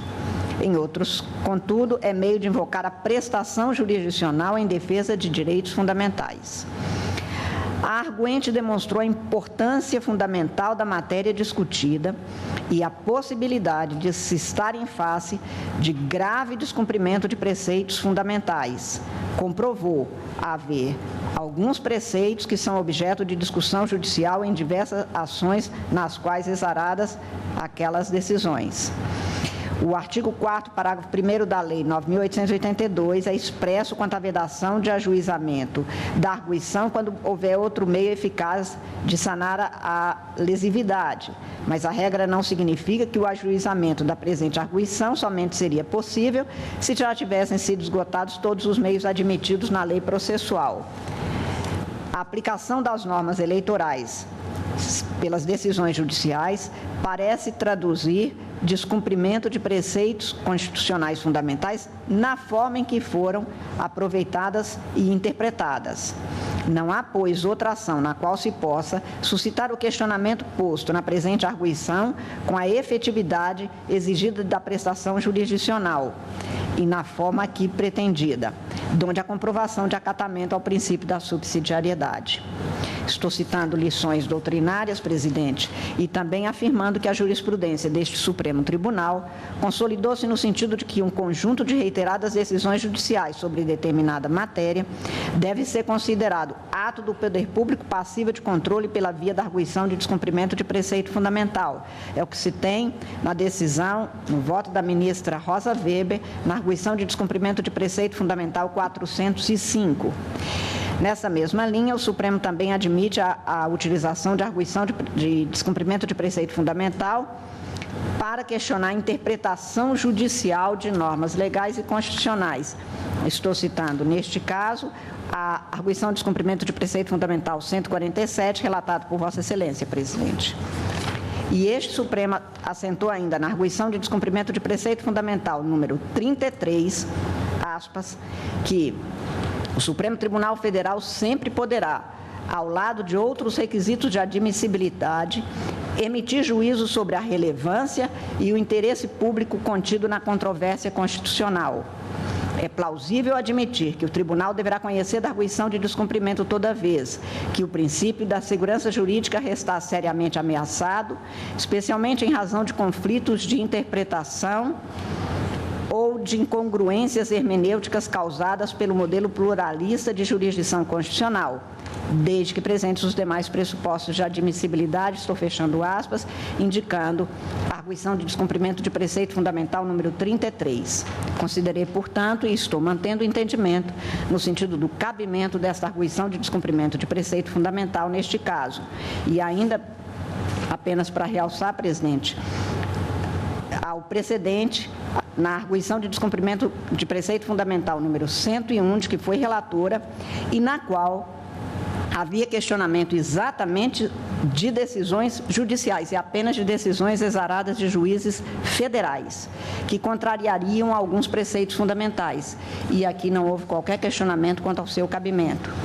Por igual, na arguição de descumprimento de preceito fundamental número 474, relatado pela ministra Rosa Weber, e na qual se põe em questão o princípio da autonomia universitária, tem-se, portanto, o item que fundamenta a matéria aqui exposta como preceito fundamental. O que se questiona, no caso em pauta, é a validade de práticas estatais, judiciais e administrativas, porque há algumas providências que os reitores não conseguiram comprovar que teria sido com respaldo judicial prévio, mas havia a atuação das autoridades policiais, ou dos agentes policiais, impeditivas ou que embaraçavam ou dificultavam o livre exercício do direito de manifestação do pensamento, das ideias e das opiniões ou opções políticas, ideológicas ou de preferência de qualquer natureza. Tive assim, e como disse, mantenho, o cabimento da presente arguição de descumprimento de preceito fundamental, cujo objeto há de ser julgado por este plenário na forma do direito vigente. Vossa Excelência pretende destacar essa questão? Se Vossa Excelência entender por bem, eu posso fazer a leitura integral e não sei se haveria alguma divergência quanto ao cabimento. A eminente ministra relatora, portanto, reconhece a plena admissibilidade da DPF, no caso, seja em face da observância, no caso, do postulado da subsidiariedade, seja em razão da possibilidade reconhecida pela jurisprudência da Corte, no sentido de que se mostre viável a utilização da arguição de descumprimento como ação constitucional de perfil objetivo contra decisões judiciais ou contra interpretações judiciais dadas a determinadas regras legais. Se estiverem todos de acordo? De acordo. Pois não. Então, Vossa Excelência prossegue. Agradeço a Vossa Excelência. As práticas descritas na peça inicial da presente arguição contrariam, na minha compreensão, a Constituição do Brasil. Contrariam o Brasil como Estado constitucionalmente formalizado como democrático de direito. Na sessão de 5 de outubro de 1988, presidente, relembro que Ulisses Guimarães afirmou que traidor da Constituição é traidor da pátria. E conhecemos, dizia ele, o caminho maldito a que se conduz quando se trai a Constituição.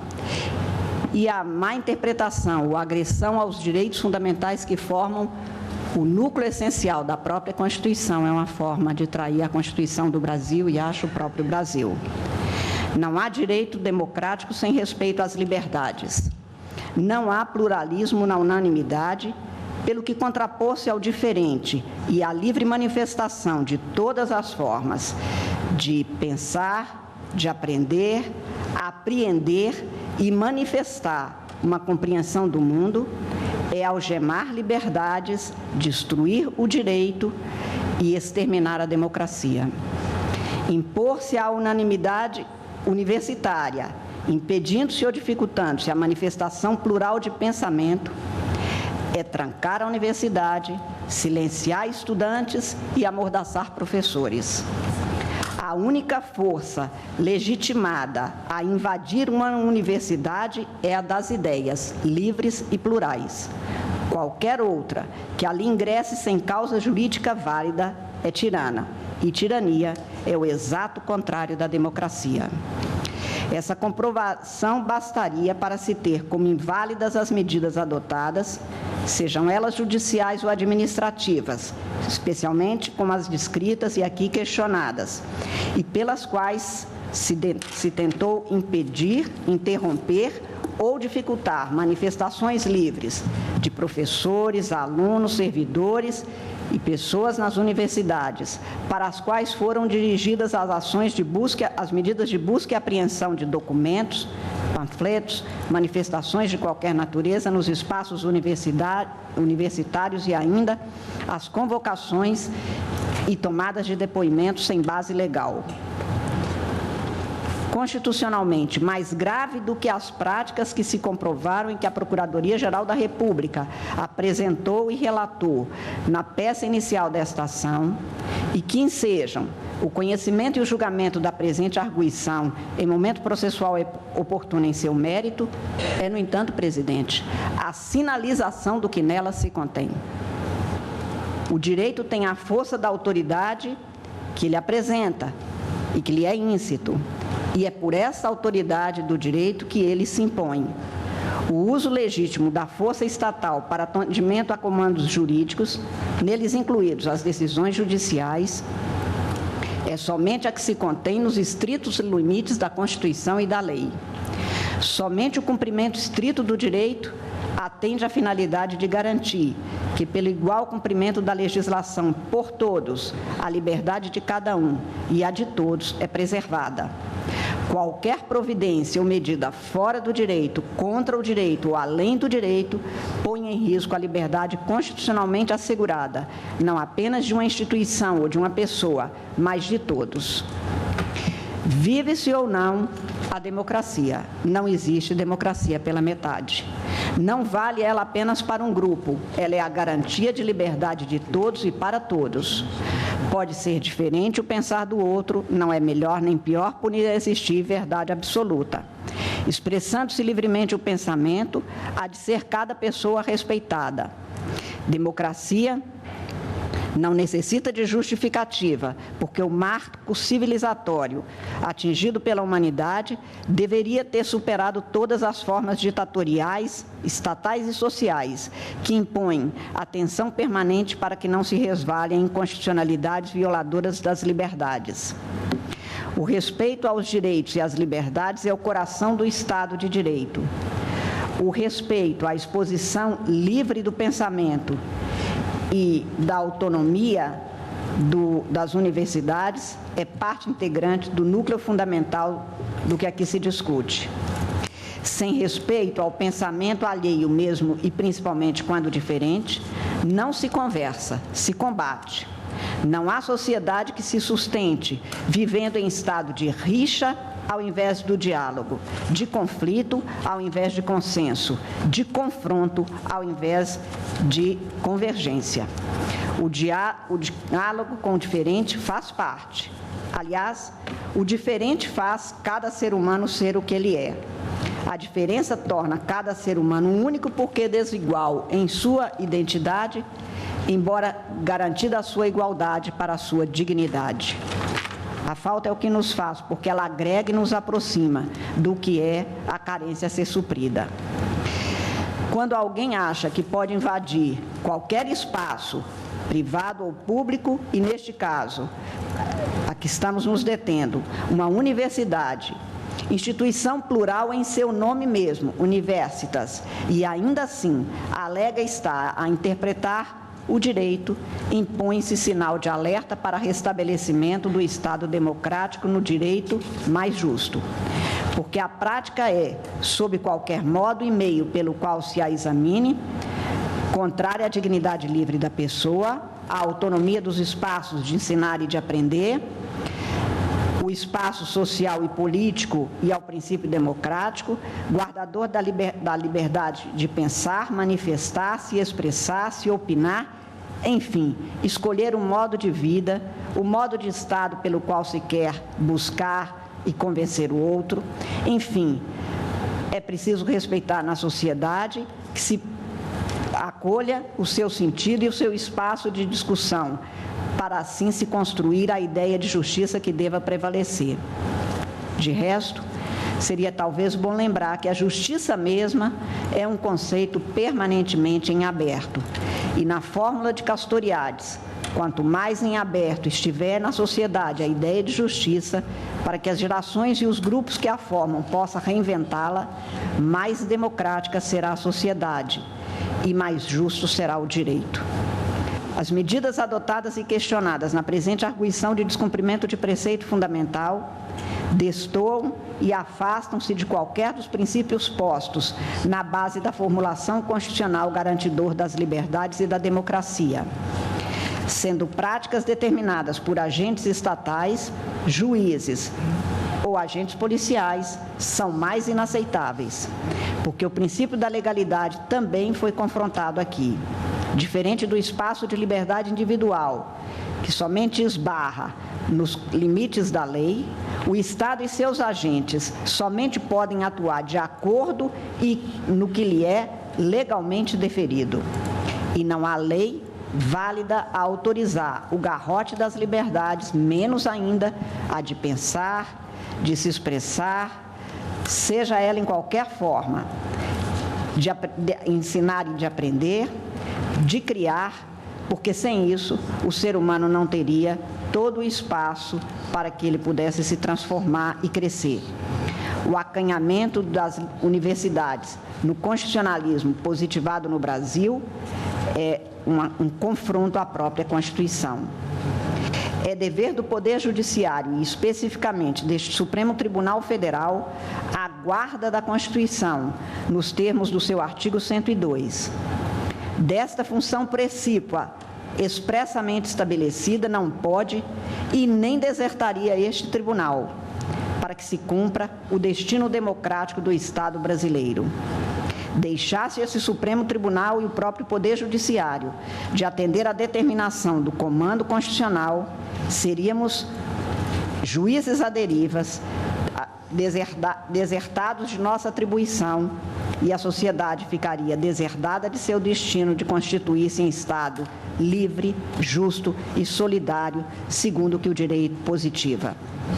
Não há escolha na função constitucional conferida a cada juiz de fazer cumprir a Constituição e as leis da República, menos ainda a este Supremo Tribunal, que sempre cumpriu e faz cumprir a Constituição, atendo-se aos seus comandos, fazendo valer seus princípios e suas regras, o que não é uma escolha, é uma tarefa, que, como disse, se cumpre.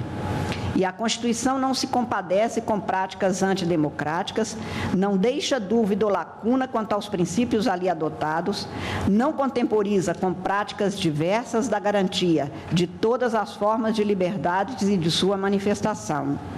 Daí a atuação deste juízo constitucional no caso em apreço. O processo eleitoral no Estado democrático fundamenta-se nos princípios da liberdade de manifestação, do pensamento, da liberdade de informação, daí a liberdade de imprensa, que não pode nem de longe ser coartada, inibida ou transgredida, da liberdade de criar artisticamente, cientificamente, sem o que estaríamos equiparados a uma sociedade imprópria, segundo os marcos civilizatórios conquistados. A liberdade de informação e de ensino e aprendizado, a liberdade de escolhas políticas é que faz com que haja perfeita compatibilidade entre os princípios constitucionais e a legislação eleitoral que se adota no Brasil e que tem de ser cumprida e foi cumprida no processo em curso. Entre os princípios constitucionais garantidores de todas as formas de liberdade está exatamente o da autonomia universitária. Por esses princípios é que se garante a liberdade de escolha política livre, igual para todos, sem o que não se teria um processo eleitoral plural, como inerente à democracia, a ser construída permanentemente e garantida, e no qual comparece a eleição como instrumento imprescindível à sua dinâmica. Sem liberdade de manifestação, a escolha seria inexistente. O que é para ser opção teria se transformado em simulacro de alternativa. O processo eleitoral seria transformado num enquadramento eleitoral, o que é próprio das ditaduras, muito longe do quadro brasileiro. Por isso, toda interpretação de norma legal que colida com qualquer dos princípios constitucionais fundamentais, ou que é pior e mais grave, que restrinja ou impeça a manifestação de liberdade, é inconstitucional, inválida e irrita.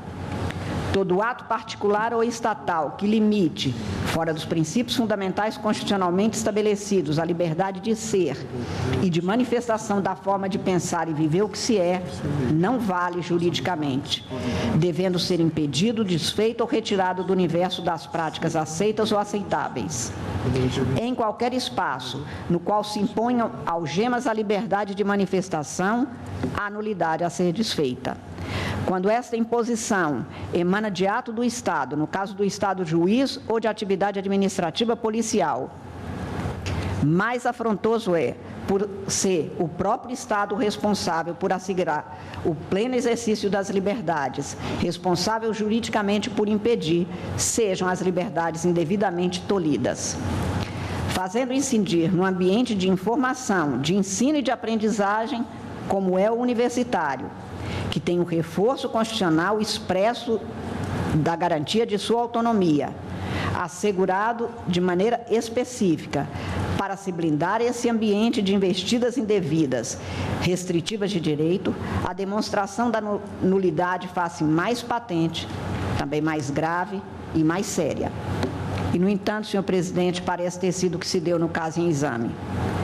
A liberdade é o pressuposto necessário para o exercício de todos os direitos fundamentais. Os atos questionados na presente arguição de descumprimento de preceito fundamental desatendem os princípios assecuratórios da liberdade de manifestação do pensamento e desobedecem às garantias inerentes à autonomia universitária. Relatou-se na petição inicial desta arguição que juízes eleitorais teriam determinado busca e apreensão de documentos, objetos e bens nos quais se conteriam expressões de negação a propostas, projetos ou indicação de ideias de grupos políticos que estariam em equipamentos universitários. Em outra passagem da peça inicial, há referência a que aquela providência de busca e apreensão teria se dado sem o respaldo de decisão judicial determinante do comportamento, a dizer, por policiais que não apresentaram sequer a decisão judicial em que se teriam respaldado. Embasaram-se alegadamente, para tanto, em qualquer dos casos expostos, em normas que vedavam propaganda eleitoral de qualquer natureza. Às vésperas do pleito eleitoral, denso e tenso, como foi o caso, as providências judiciais e os comportamentos administrativos estenderam-se por interrupções de atos pelos quais se expressavam ideias e ideologias, preferências, propostas e percepções do que se quer no processo político. Há que se interpretarem as normas jurídicas impeditivas de práticas durante o processo eleitoral, segundo a sua finalidade nos limites por ela contemplados e que não transgridem princípios constitucionais. Fora ou além do limite necessário ao resguardo de todas as formas de manifestação de pensar e do espaço livre de cada um atuar segundo seu pensamento político, o que há é abuso, não de quem se expressa, mas de quem limita a expressão. Dispõe o artigo 37 da Lei 9.504 ser vedada a veiculação de propaganda de qualquer natureza, inclusive pichação, inscrição a tinta, exposição de placas, estandartes, faixas, cavaletes, bonecos e assemelhados nos espaços indicados na norma. A finalidade da legislação eleitoral regulamentadora da propaganda é impor proibição de comportamentos em períodos especificados, impedindo o abuso do poder econômico e político, preservando-se assim a igualdade entre os candidatos no processo. A norma visa o resguardo da liberdade do cidadão, o amplo acesso das informações, a fim de que ele decida segundo a sua conclusão livremente obtida, sem cerceamento direto ou indireto a seu direito de escolha. A vedação legalmente imposta tem finalidade específica.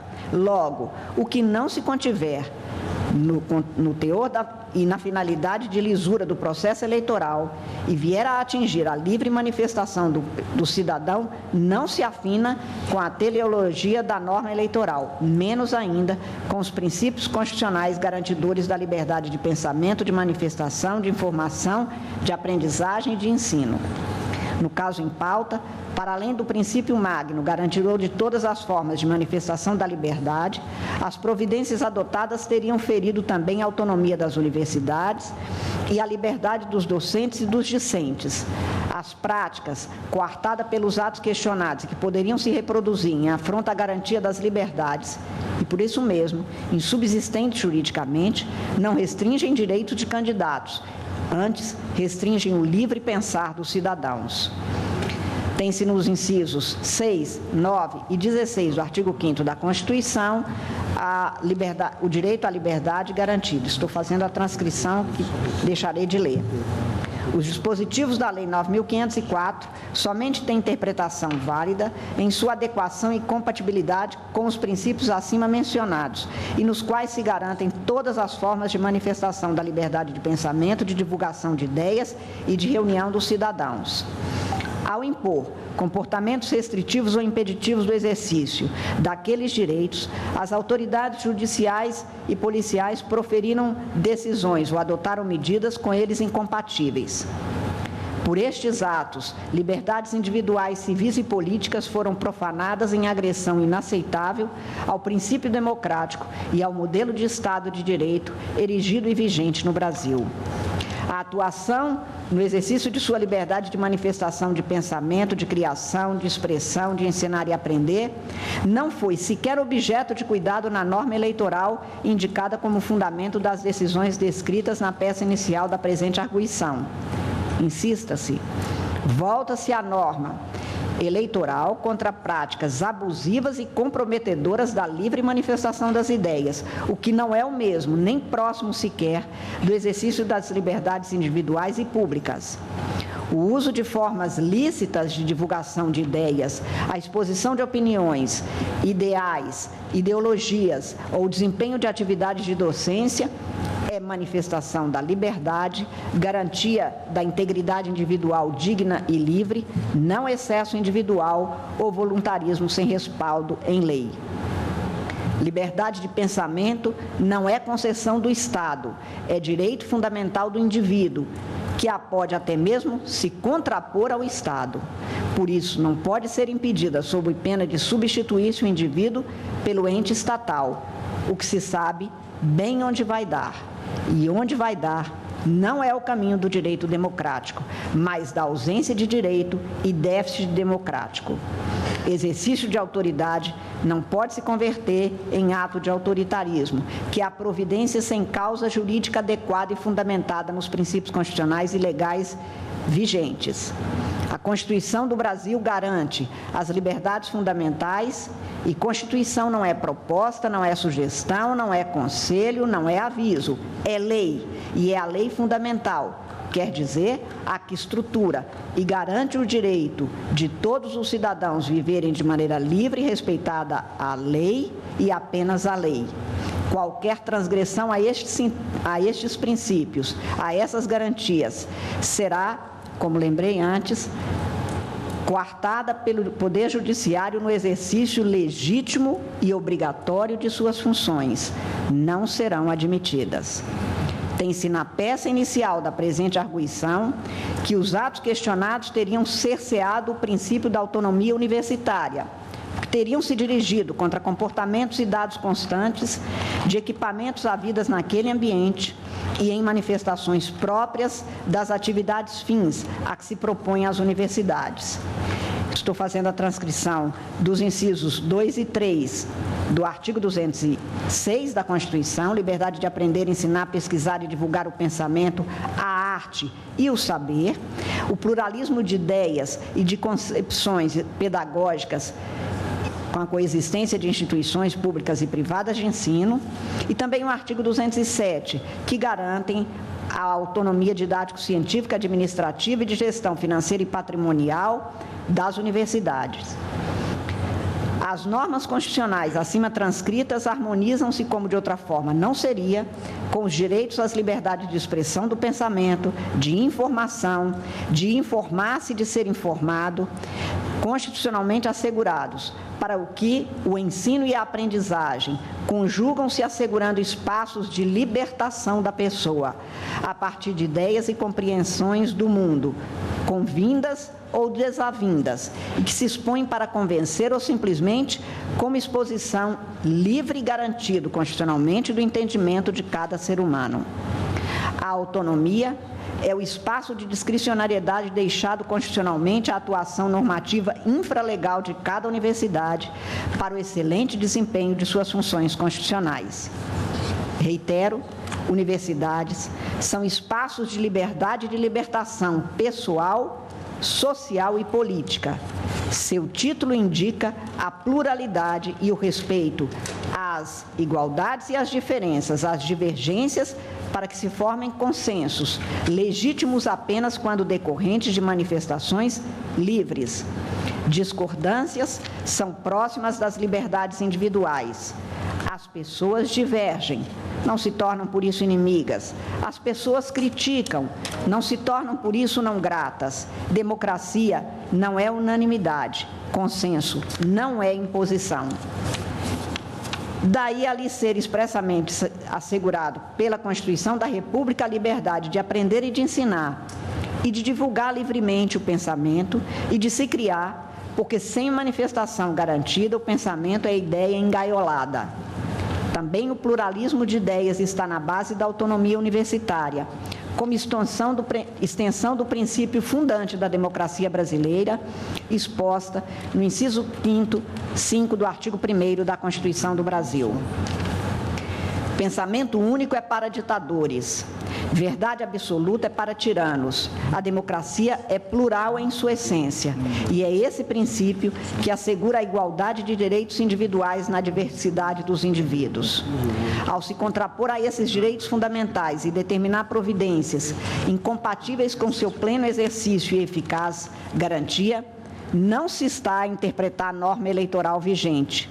Antes, a ela se ofereceu exegese incompatível com a sua dicção mesma, traindo-se assim os fins a que se destina, que são os de acesso igual e justo a todos os cidadãos, garantindo a eles o direito de informar-se e projetar suas ideias, ideologias e entendimentos, especialmente em espaços afetos diretamente à atividade do livre pensar, criar, manifestar-se e divulgar pensamentos plurais. Toda forma de autoritarismo é iníqua, pior ainda quando parte do Estado. Por isso, os atos que não se compatibilizem com os princípios democráticos e não garantam, antes restringam o direito de livremente expressar pensamentos, ensinar e aprender, divulgar ideias livremente, são insubsistentes juridicamente por conterem vício insanável de inconstitucionalidade. Pelo exposto, como antes relatei, em face da urgência qualificada comprovada no caso, dos riscos advindos da manutenção dos atos indicados na peça inicial da presente arguição de descumprimento de preceito fundamental, e que poderiam se multiplicar em face da ausência de manifestação judicial a eles contrária, deferi, senhor presidente, senhores ministros, a medida cautelar para suspender os efeitos dos atos judiciais e administrativos emanado de autoridades públicas que poderiam possibilitar ou possibilitaram, determinar ou promoveram o ingresso de agentes públicos em universidades públicas e privadas, o recolhimento de documentos, a interrupção de aulas, debates ou manifestação de docentes ou discentes universitários, a atividade disciplinar docente-discente e a coleta irregular de depoimentos de cidadãos pela prática de manifestação livre de ideias e divulgação de pensamento nos ambientes universitários ou em equipamentos sob administração das universidades públicas ou privadas e serventes a seus fins específicos e aos seus desempenhos próprios. É esta decisão que submeto agora ao julgamento deste plenário, que examinará o conteúdo do que decidir para referendá-lo, se assim entender de direito, para que sejam mantidas, se assim concluírem os pares, ou para ser desfeita, se outra for a conclusão. De toda sorte, estou submetendo ao referendo para que depois, se for o caso, prossiga a arguição de descumprimento de preceito fundamental nos termos da Lei 9.882. É como submeto ao referendo a decisão que proferi, presidente. Pois não. Agradeço a Vossa Excelência. O eminente ministro-presidente da Corte, ministro Dias Toffoli, pretende reassumir a presidência para antecipar o voto, uma vez que ele tem uma viagem marcada. Então, eu vou suspender a sessão. Logo em seguida, retomaremos com a presença do ministro Dias Toffoli, que vai, então, antecipar o seu voto. Pois não.